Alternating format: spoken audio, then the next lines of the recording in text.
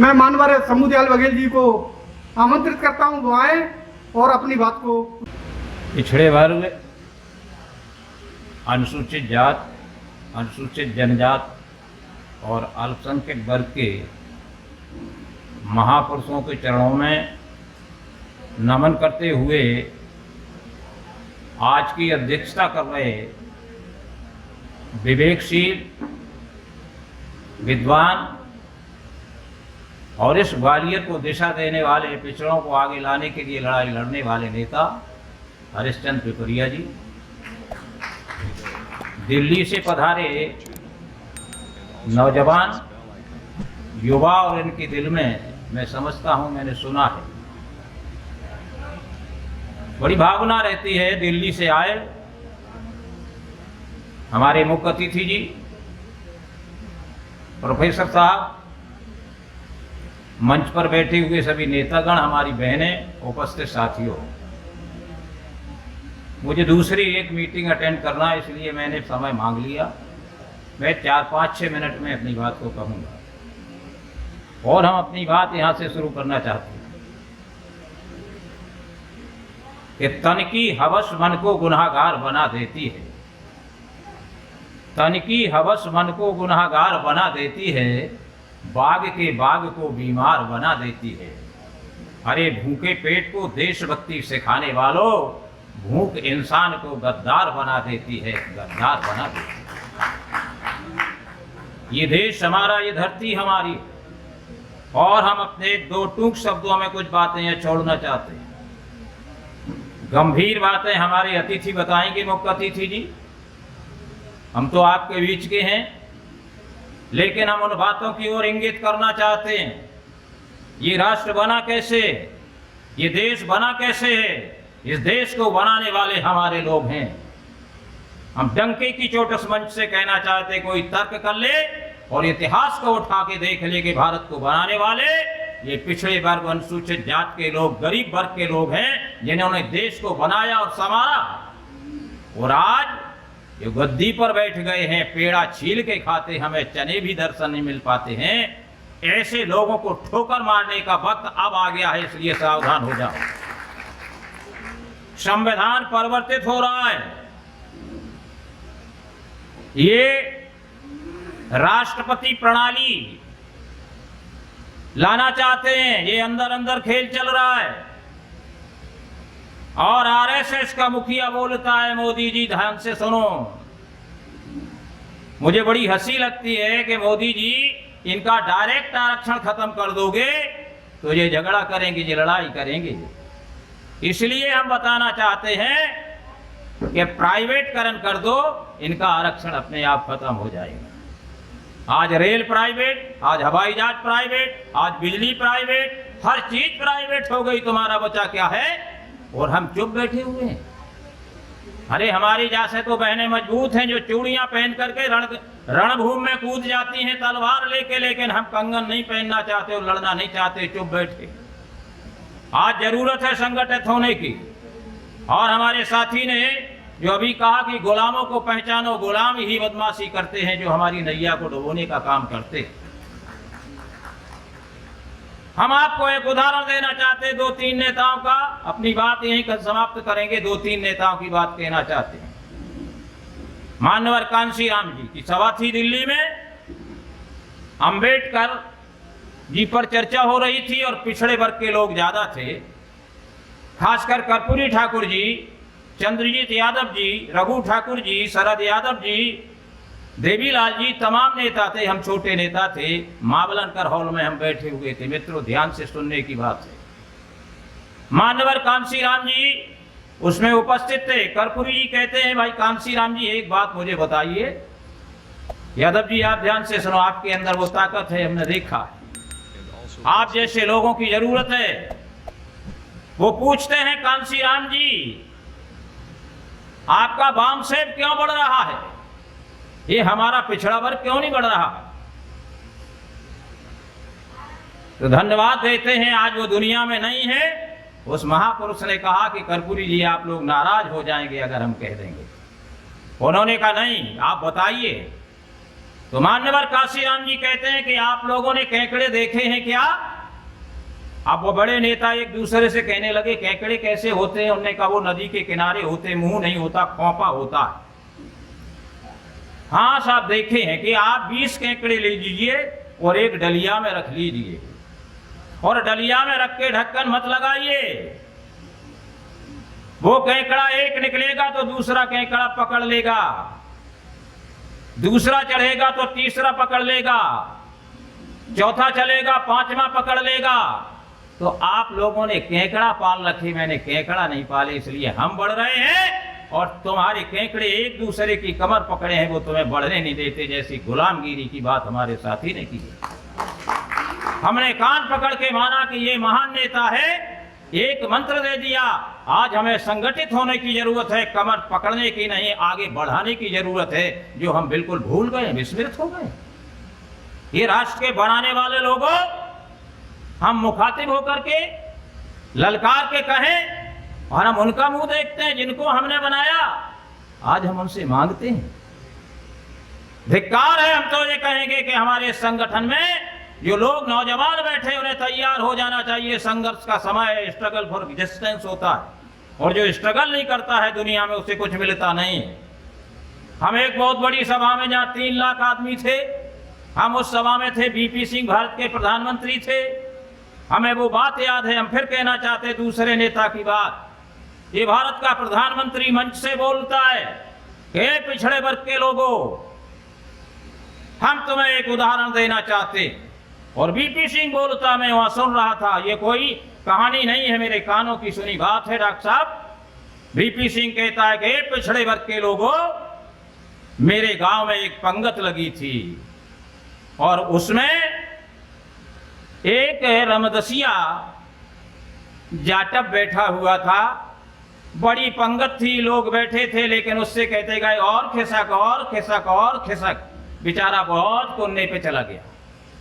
वो जाटव को पीछे ढकेल दिया और परस जब हुई, होते होते वो लास्ट में था, उसे केवल 2 ठुई पूड़ी मिली। ये बोला 2 ठुई पूड़ी। उसे 2 ठुई पूड़ी डाल के परसौआ चला गया, लौट के नहीं आया। लोगों ने भरपेट भोजन किया और रमदसिया बेचारा 2 पूड़ी खा के बैठा रहा, देखता रहा कि मुझे पूड़ी मिल जाएगी।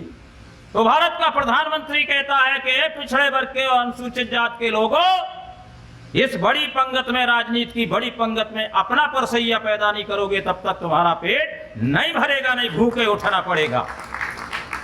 ये भारत का प्रधानमंत्री बोल गया।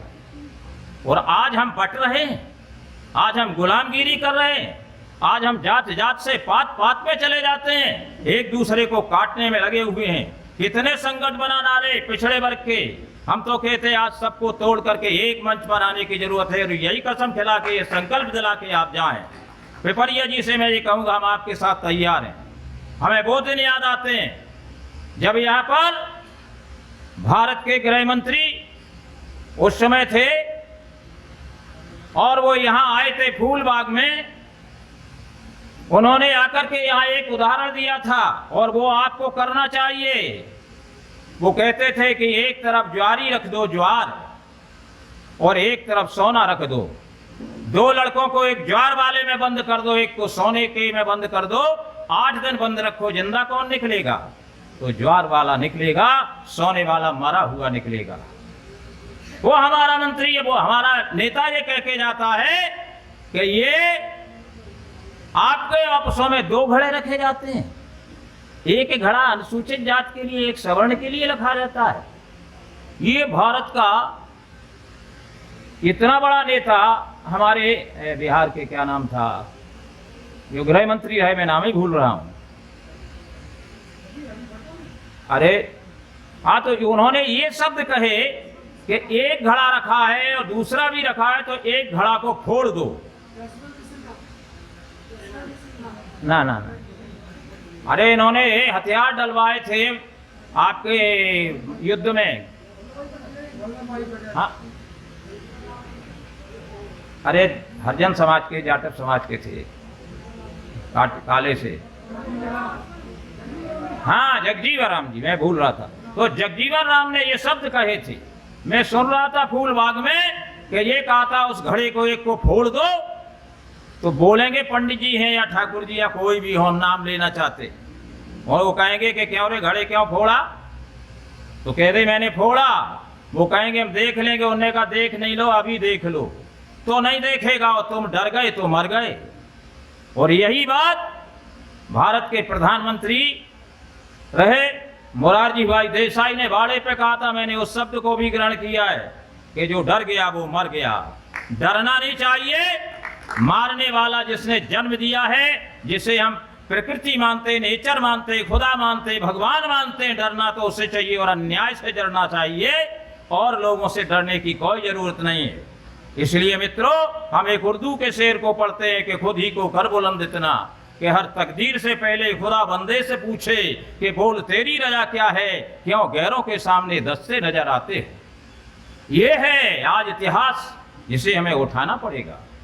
आज हमें संगठित होने की जरूरत है, ईर्षा को, आपस की को खत्म करना पड़ेगा, जात पात की इन घटा को खत्म करो, जात तोड़ो और समाज जोड़ो की बात को लेकर के हमें चलना, जो हमारे मित्रों ने यहाँ कही है। आज देश मांग रहा है मित्रों, नहीं ये देश फिर चला जाएगा गर्त में। आज देश को बचाने की ड्यूटी हम लोगों की आ गई है। कब बोलते थे कबीरदास जी, आज उस बात को हम भूल गए। कबीरदास जी ने स्पष्ट कहा था, ब्राह्मण को भी कहा था और मुसलमान को भी डांटा था, हिंदू को भी डांटा था और मुसलमान को भी डांटा। चौरे में डांटते थे, उन्हें डर नहीं था।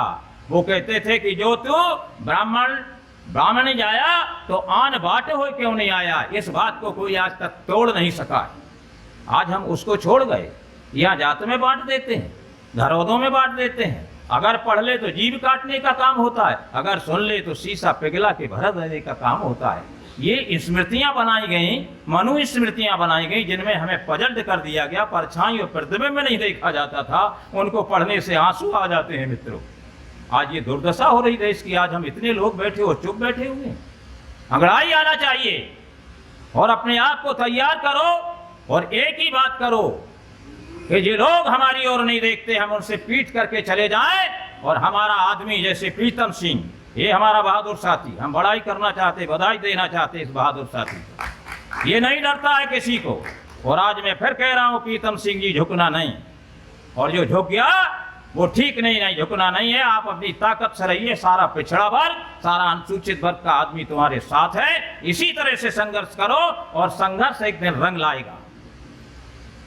तो ऐसे नेताओं की हमें जरूरत है। ये अभी गए थे, एक ज्ञापन देने के गए और वो गाली दे करके कहता है कि इनको डंडा मार करके भगाओ। ये अधिकार भी हमसे छीना जा रहा है और लोग बोलते नहीं। मोदी आज महंगाई की तरफ नहीं देखता है, इधर उधर हमारा देश बर्बाद हो रहा है, भूखमरी पड़ी हुई है, हम लोगों को खाना नहीं मिल रहा है। और हमारी तो जीत होना चाहिए। कैसे? अब ये जीत को कुचल डालो। हम तो साफ डंके की चोट कहते हैं, ऐसे राजनीति की बात नहीं, परंतु बिना राजनीति के काम चलता भी नहीं है। इसलिए राजनीति की गाड़ी दौड़ रही है, इसमें दो ही लोग बैठ पाते हैं। पीली मोदी का ये कहना था कि उस गाड़ी में या तो तुम्हारा ताकतवर आदमी अंदर बैठा जो खिड़की से पकड़ के तुम्हें खींच ले, या तुम्हारी भुजाओं में ताकत हो धक्का दे के इधर उधर और गाड़ी राजनीति की उसमें घुस जाओ, वरना तुम्हें कोई घुसने नहीं देगा। इसलिए मित्रों, राजनीति की दो आंखें होती हैं, एक आंख को लाल रखो और एक में आंसू रखो। ये मंत्र सीख के जाओ। दोनों आंखों में आंसी ना हो और दोनों आंखों में लोभ और खून भी नहीं होना चाहिए। क्यों?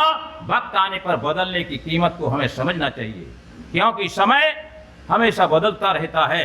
चाहे इतिहास को कहीं से उठाओ, हमारे देश को बनाने के लिए हमारे पुरखों ने, हमारे वीर पुरुषों ने, आज इनका जन्मदिन है, ऐसे वीर पुरुष ने एक मिट्टी लेकर के छोटी सी शीशी में रखी थी और उसे लगन थी कि हे धरती माँ तू बेड़ियां पहने हुए, और मिट्टी को देखते थे, आंसू बहाते थे। उनकी माँ ने खिड़की से देखा, ये भगत सिंह करता क्या, पागल हो गया है। लोगों ने कहा इसकी शादी कर दो। शादी की बात आई, भगत सिंह भाग गए और जाकर के देश के संघर्ष करने वाले लोगों में मिल गए और भगत सिंह फांसी पर झूल गए देश के खातिर। ये है पेरियार, ये पिछड़े वर्ग के थे। मैं तो साफ शब्दों में कहते ये गड़रिया जात के थे, ये हमारी कौम के थे। हम हमारी कौम इसलिए यहाँ कह रहे हैं, हम मेरी नहीं, हमारी कौम के थे, हमारे पिछड़े वर्ग के थे।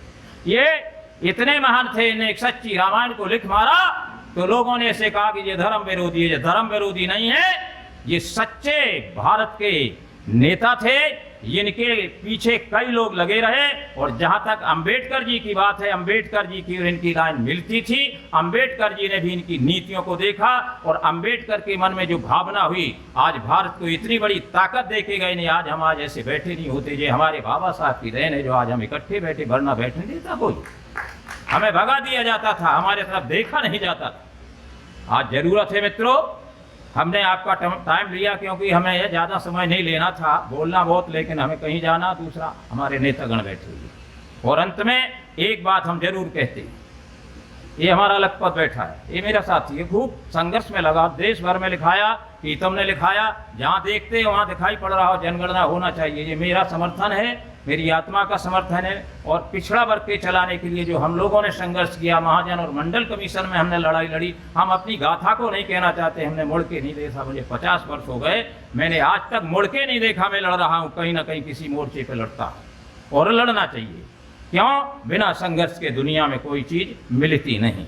तो इसलिए मित्रों, आपको हम एक बात कह के जा रहे हैं कि देश हमारा, ये धरती हमारी, इस पे किसी की बपौती नहीं है। आज इस बात को ध्यान रखना कि जब मैं घर से चला था तो मेरे दिल में बड़े अरमान थे। विजय, जब मैं घर से चला था तो मेरे दिल में बड़े अरमान थे। एक तरफ हड्डियां थी, एक तरफ शमशान थी। यूं ही मेरा पैर एक हड्डी से टकराया तो हड्डी के ये बयान थे, ये चलने वाले जरा संभल कर चल, हम भी तो कभी इंसान थे। तो हम इंसानियत नहीं खोना चाहते, हम कहना चाहते हैं उन लोगों से जो बैठे हुए हैं कि हम साक्षात इंसान हैं। जब हड्डी बोल सकती है तो हम भी बोल सकते हैं, और आज बोलने का वक्त आ गया है। हमारे डॉक्टर साहब ने जो बात शुरू में कही थी, आज हमें उसकी ज़रूरत है। दतिया में पहले भी संदेश हमने यहाँ के दिया था, आज भी दिया कि हमें एक होने की ज़रूरत है। एकजुटता दुनिया में लाई है, पंजा बनता है ताकत बनती है। आज सब इकट्ठे हो जाओ और इनको पटक दो, तुम्हारे हाथ में है, और नहीं पटको तो रोते रहो, कोई सुनने वाला नहीं है। यहाँ तो लड़ाई है, अपनी अपनी पड़ी है। वो कहते मेरा पेट हाऊ और मैं न दे हो पाऊ। डॉक्टर साहब, ये झगड़ा है, आप ऐसा इंजेक्शन लगा दो लोगों के कि ये नींद ना आए, ये लड़ने के लिए एकदम उठ के खड़े हो जाएं। जय हिंद, जय भारत, जय समाजवाद। और हम कहना चाहते हैं, हमारे नेता रघु ठाकुर ने स्पष्ट कहा कि आप जाना उस मीटिंग में और बोलना। ये लड़ाई लड़ने के लिए रघु हमेशा तैयार हैं, कभी पीछे नहीं हटते, और बराबर लड़े हैं पिछड़े वर्ग के लिए। और यही हमारे डॉक्टर लोहिया ने भी यही कहा था सन 60 में कि सोशलिस्ट ने बांधी गांठ, पिछड़ा पावे 100 में 60। कोई नहीं बोलता था, भले बनिया था, लेकिन जो हमारी कहेगा हम उसके साथ हैं, जो हमें काटेगा हम उसकी तरफ नहीं देखेंगे। जय हिंद, जय भारत।